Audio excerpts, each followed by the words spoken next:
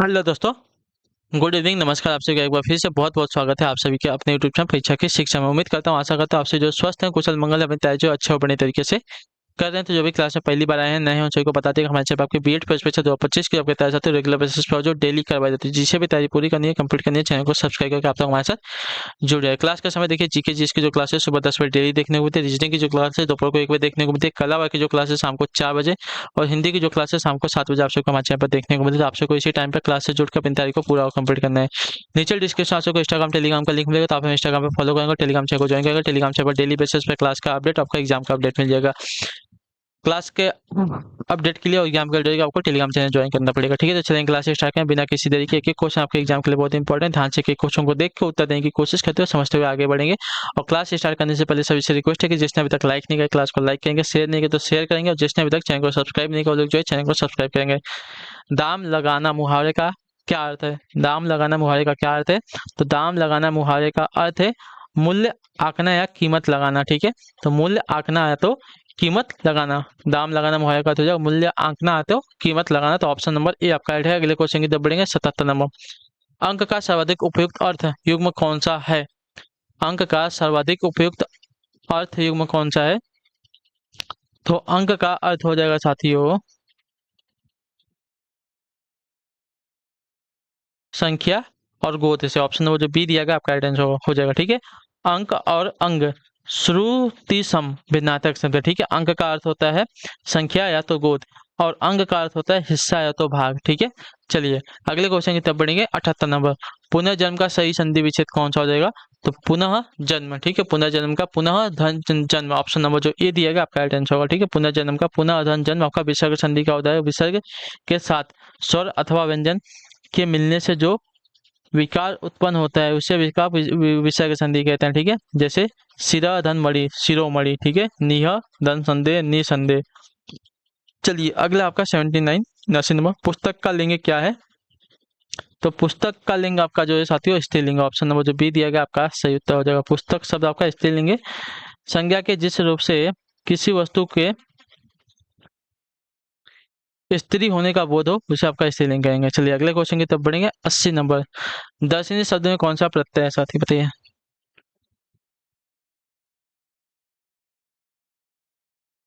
दर्शनीय शब्द में कौन सा प्रत्यय है? तो दर्शनीय शब्द में प्रत्यय की बात करेंगे तो आपका दृश्य धन अनीय। तो इसमें आपका अनीय प्रत्यय। ठीक है, दृश्य दृश्य धन अनीय मिलकर आपका दर्शनीय बना है। ठीक है, तो इसमें आपका अनीय जो है प्रत्यय है। ठीक है, क्लियर हो गया इसके बारे में?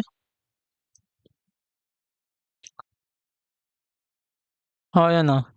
चलिए चलिए अगला है आपका 81 नंबर,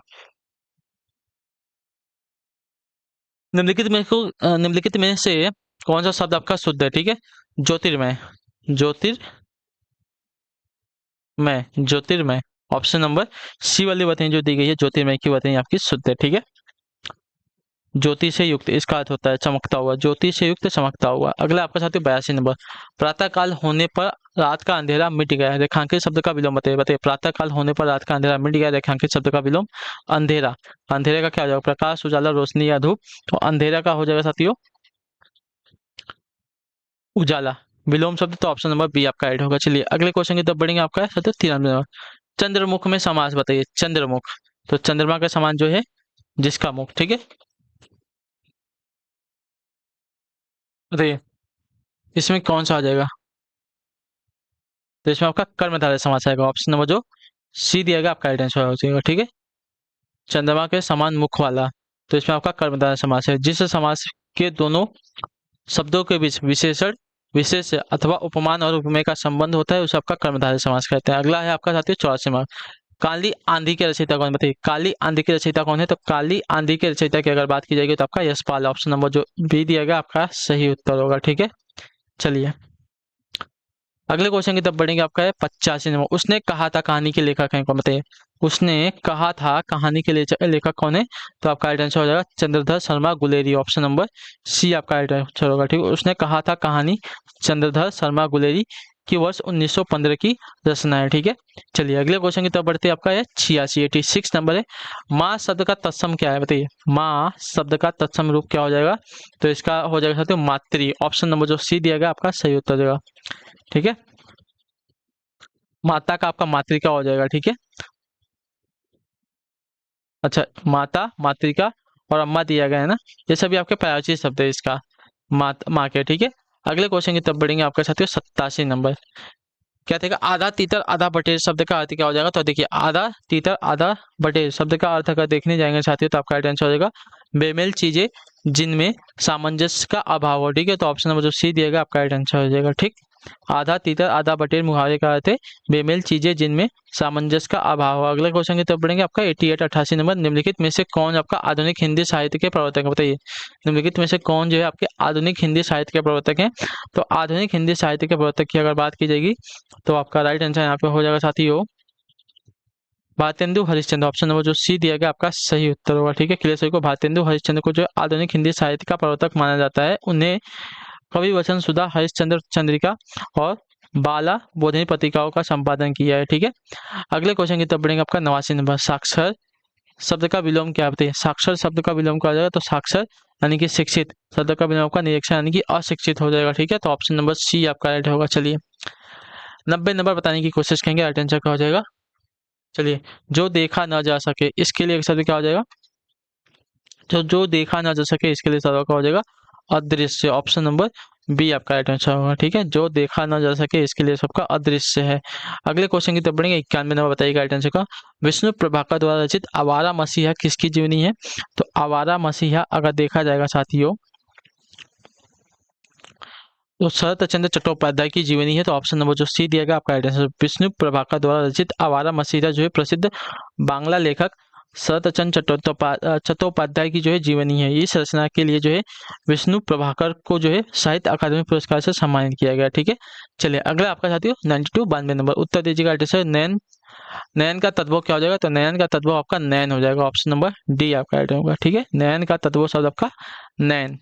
चलिए अगले क्वेश्चन की तरफ बढ़ेंगे। 93 में किस वाक्य में क्रिया भूतकाल में नहीं होते, किस वाक्य में क्रिया भूतकाल में नहीं है, तो उसने पढ़ाई कर ली थी भूतकाल में, वह पढ़ रहा था भूतकाल में, उसने पढ़ाई की थी भूतकाल में, वो पढ़ने वाला है भविष्यकाल में हो जाएगा। ठीक है, तो ऑप्शन नंबर बी आपका राइट आंसर होगा। ठीक है, वह पढ़ने वाला है, वाक्य क्रिया भूतकाल में नहीं है बल्कि भविष्यकाल में है। ठीक है, अगले आपका साथी 94 नंबर, अशोक ने पत्र पढ़ा इस वाक्य में कारक बताइए। पत्र पढ़ा, अशोक ने पत्र पढ़ा ना, तो अशोक ने कर्ता ने कर्म को किया है, तो यहाँ पे आपका हो जाएगा साथियों कर्ता कारक है यहाँ पे। तो ऑप्शन नंबर जो ए दिए क्या आपका राइट आंसर होगा। ठीक है, क्लियर सभी को, कर्ता ने कर्म को किया है यहाँ पे। अगले क्वेश्चन की तरफ बढ़ेंगे आपका साथियों 95 नंबर, निम्नलिखित में से कौन सा उपसर्ग रहित शब्द है यहाँ पे। ठीक है, संयोग विदेश अत्यधिक सुरेश, तो सुरेश आपका जो है यहाँ पे उपसर्ग रहित शब्द है, यहाँ पे कोई भी उपसर्ग नहीं लगा है। ठीक है, संयोग में आपका सम उपसर्ग है, विदेश में आपका वी उपसर्ग है और अत्यधिक में आपका अति उपसर्ग है। सुरेश शब्द में कोई भी उपसर्ग नहीं लगा है, आपका मूल शब्द है सुरेश।